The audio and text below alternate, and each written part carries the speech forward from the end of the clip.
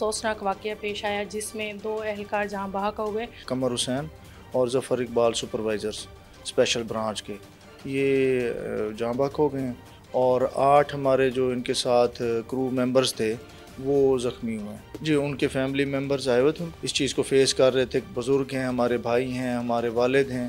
Ji, in the line of duty उनकी शहादत हुई है और वो शहीद ही डिक्लेयर होंगे। हमारे साथ डीएसपी हेडक्वार्टर जाफ़र बुखारी साहब मौजूद हैं, उनसे जान लेते हैं। जी बताइएगा सर, ये तमाम तर वाक़या क्या है और ये किस तरह से पेश आया? जी, ये बेसिकली स्पेशल ब्रांच की एक टीम, जो टेक्निकल सर्चिंग स्वीपिंग वाली टीम होती है, ये मैच ड्यूटी पे लाहौर गए थे। वहाँ से वापसी पे 2 या 3 दिन की ड्यूटी करने के बाद जब वापस आ रहे थे, समंदरी के करीब इनकी गाड़ी को ना हादसा पेश आया, जिसमें हमारे 2 अफसरान कमर हुसैन और Zafar Iqbal supervisors special branch के ये जाँ बहक हो गए हैं और 8 हमारे जो इनके साथ क्रू मेंबर्स थे वो ज़ख्मी हुए हैं, जिनमें से 2 को इंजरीज़ आई हैं, वो अंडर ट्रीटमेंट हैं। बाकी अल्हम्दुलिल्लाह जो 6 जवान थे उनकी जो है ट्रीटमेंट करने के बाद उनको जो है ना डिस्चार्ज कर दिया गया हॉस्पिटल से। जी, ये जहां बहक होने वालों का ताल्लुक मुल्तान से है या ये कहीं और से ताल्लुक है? जी, बेसिकली ये मुल्तान चूँकि टेक्निकल है और कॉन्ट्रैक्ट बेस पे हैं, टेक्निकल टीम है, तो इस इनकी जो पोस्टिंग थी वो मुल्तान में थी और इसी वजह से उनकी जो मैयतें हैं उनको हम यहाँ मुल्तान लेके आए।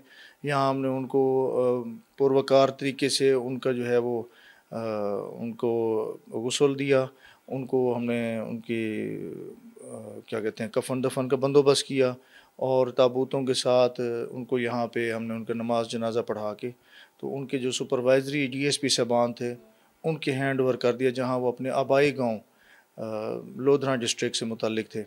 वहाँ उनके नमाज जनाजा हुए और उनकी तजीज़ तकफ़ीन की गई। जो जहां बहक होने वाले 2 एहलकार हैं, उनकी फैमिली में से भी कोई आया हुआ था? क्योंकि सारी रात आप उनके साथ यहाँ पर रहे, तो उनके क्या तासुरात से आप उनसे मिले? जी, उनके फैमिली मेंबर्स आए हुए थे उनको रिसीव करने के लिए। ज़ाहिर बात है तासुरात यही होते हैं कि वो अफ़सोसनाक सिचुएशन थी, ये कोई खुशी का मौका नहीं था। लेकिन उसमें फिर भी उनके जो है ना हिम्मत से वो माशाल्लाह इस चीज़ को फ़ेस कर रहे थे कि जी हमारे जो बुज़ुर्ग हैं, हमारे भाई हैं, हमारे वालिद हैं, वो duty in the line of duty उनकी शहादत हुई है।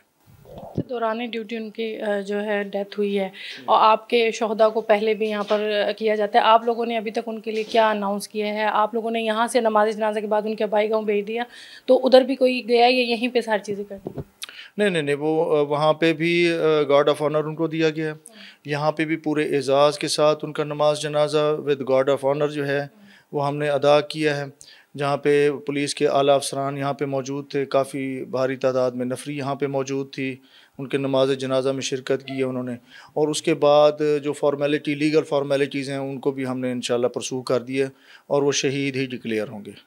उनके लिए आपने अभी तक जो आप लोग शोहदा को देते हैं, इसके हवाले से क्या अनाउंस किया? जी, वो बेसिकली मैं कर्ज़ कर दूँ जो भी उनके, मैं अब इस वक़्त डिटेल में मुझे नहीं है ज़हन में, लेकिन पूरी एसओपी है शोहदा के हवाले से। उनमें 3 कैटेगरीज़ हैं। एक वो हैं जो बम ब्लास्ट में या किसी किस्म की दहशतगर्दी में शहीद होते हैं, वो ए कैटेगरी के होते हैं। उनकी अलग एक लिस्ट है, उनके पर्क्स एंड प्रिविलेजेस हैं। उसके बाद बी कैटेगरी होती है जिसमें वो पुलिस मुकाबले में शहीद होते हैं और तीसरी कैटेगरी वो होती है जो ड्यूटी पे जाते हुए या आते हुए किसी हादसे का शिकार होते हैं। तो ये सी कैटेगरी के शोहदा हैं दोनों, क्योंकि ये एक्सीडेंट और हादसे की सूरत में इनकी शहादत हुई है।